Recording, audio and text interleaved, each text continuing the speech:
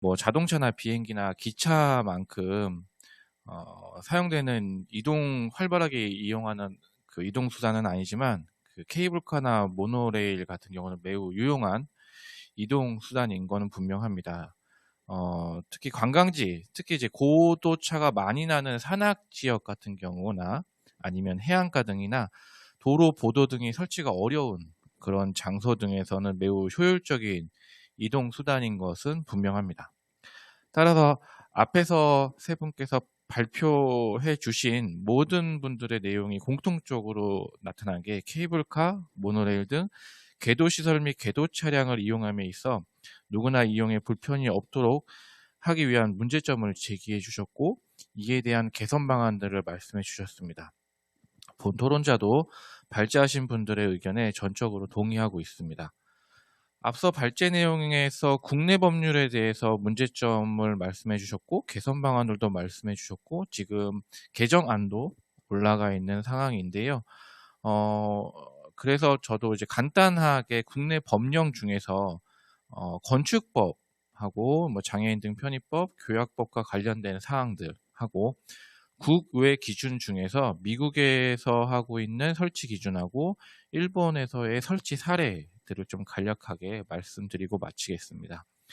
앞서 홍소연 대표님이 발제해 주신 내용에 보면 궤도 차량을 이용하기 위해 궤도 시설까지의 접근성에 대한 문제점과 궤도 시설에 접근한 후 탑승장까지의 수직 이동에 대한 부재, 관광 약자의 이동 자체가 불가능한 경우가 매우 많다고 말씀해 주셨고, 조봉현 명예단장님의 내용처럼 탑승이 가능한 경우라도 목적지에 도착한 후에 그 관광시설 등으로 이동이 불가능하여 결국 출발 지점으로 되돌아오는 경우들도 사례로 말씀해 주셨습니다. 이러한 접근성, 이용성, 수직이동 등에 대한 근본적인 부재는 제가 판단될 때는 관련법에서 조금 문제점이 있는 걸로 좀 판단이 됩니다. 그래서 첫 번째로는 동일한 내용일 것 같긴 한데요. 궤도운송법에서는 궤도 차량과 궤도 시설을 정리하고 있는데, 궤도 시설의 건축 설비 기준은 국토교통부 장관이 고시하는 궤도 시설의 건설에 관한 설비 기준을 따르도록 규정하고 있습니다. 하지만 설비 기준에는 이용자의 접근성이라든가 편의성 등에 대한 규정이 아닌 궤도 시설 자체에 대한 안전성, 운전 설비, 와이어로프의 강도 등 시설물에 대한 안전 기준을 중심으로 규정을 하고 있습니다. 이용자에 대한 이용성 규정이 전무한 상황입니다. 두 번째로는 궤도 시설에 대한 건축물 용도가 별도로 구분되어 있지 않은 것이 문제점으로 판단이 됩니다. 건축법 시행령 별표 1에 따른 용도별 건축물의 종류에 따르면 궤도 시설과 비슷한 용도인 것으로 판단되는 운수시설의 경우에는 여객 자동차 터미널, 철도시설, 공항시설, 항공시설, 그 밖에 비슷한 시설로 한정해서 규정하고 있어서 궤도시설에 대한 명확한 용도가 없음을 알 수 있습니다. 이러한 그 명확한 용도가 없음에 따라서 문제점은 결국은 교통약자법이라든가 장애인 등 편의법에서 편의시설 설치 대상시설에서 제외가 되는 상황에 이르게 됩니다. 앞에서 과장님도 말씀해 주셨지만 그런 용도들에 대한 명확한 규정이 없기 때문에 교약법이나 장애인 편의법에서 편의시설 설치 대상시설의 선정 기준을 규정하는 게 좀 어렵습니다. 건축법의 용도 자체가 없기 때문에. 그래서 이러한 문제점이 있고요. 세 번째로는 정부와 지방자치단체의 의지에도 있는 것으로 판단이 됩니다. 대부분의 케이블카나 모노레일 등의 궤도 사업은 궤도운송법에 따라서 지방자치단체의 협의 및 허가를 받아야 합니다. 아까 그 트램과 관련되어진 부분들하고 동일한 허가건인데요.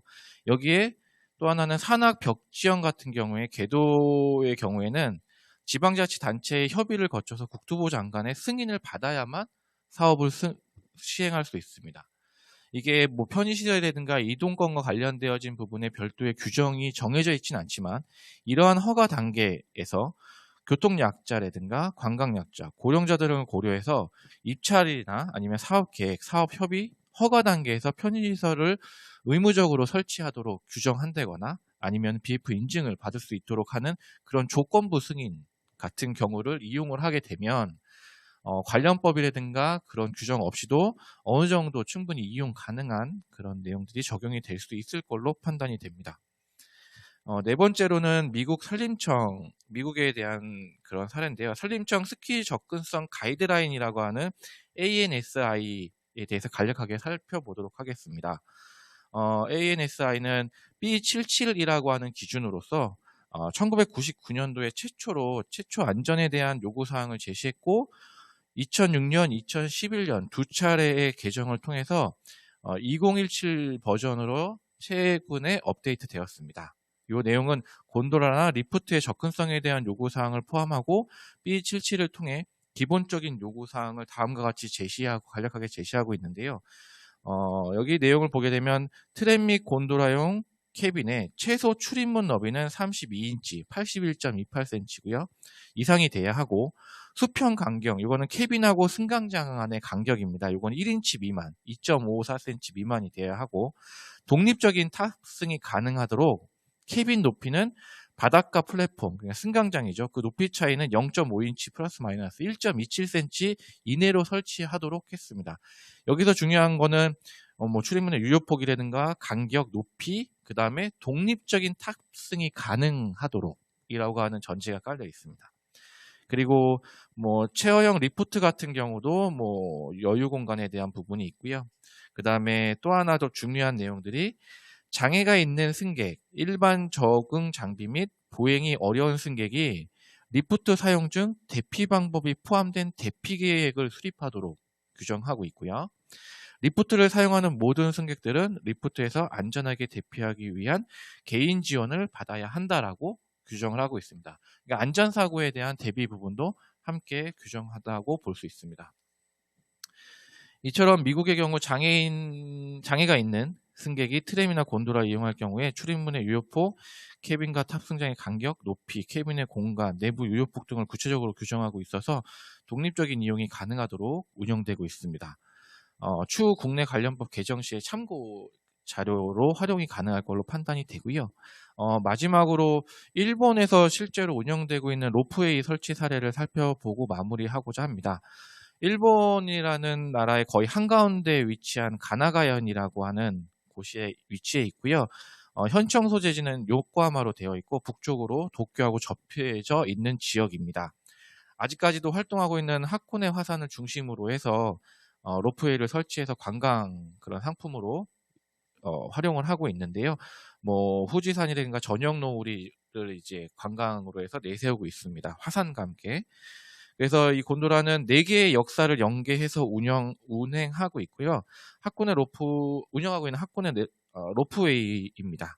하코네 로프웨이는 관광객자를 위해서 누구나 안전하고 차별 없이 승하차할 수 있도록 편실이 적용되어 있는데 앞에서 보이는 그 이미지처럼 캐빈하고 승강장 사이의 거리가 최소화되어 있고 단차가 없습니다.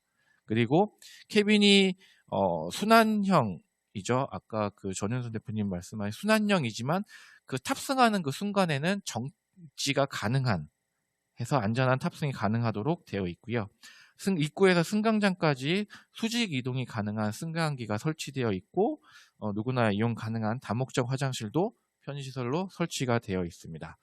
또 이제 관광약자분에 대한 안내를 위해서 관광 안내소를 운영을 하고 있고 혹시라도 대여가 필요한 경우에는 휠체어를 대여할 수 있도록 고령자분들 같은 경우는 충분히 활용이 가능한 그런 휠체어도 비치하고 있고 혹시라도 인적 서비스가 필요한 경우에는 인적 서비스를 요청하면 인적 서비스도 제공하고 있습니다.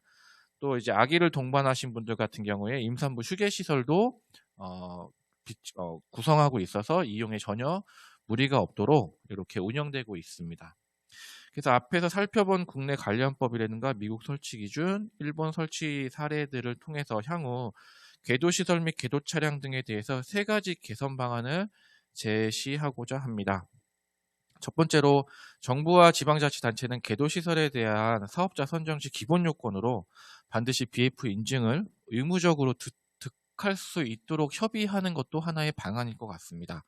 두 번째로는 궤도운수법 개정을 통해서 궤도시설 설치 시 장애인 등 편의법 규정에 따라 편의시설을 설치하는 것을 의무화하고, 그 다음에 궤도시설에 대해서 는 이제 뭐 BF 인증에 뭐 여객 교통수단과 같은 부분을 활용해서 인증을 받을 수 있도록 하면 좋을 것 같습니다. 그리고 세 번째로 건축법 개정을 통해서 궤도시설에 대한 용도 구분을 운수시설에 포함하도록 하게 되면 자연스럽게 교약법이라든가 장애인 등 편의법에 흡수될 수 있도록 하는 연계성을 갖고 대상이 될 수 있도록 하는 것이 바람직할 것으로 판단이 됩니다. 네, 이상 여기까지 토론을 마치겠습니다. 감사합니다.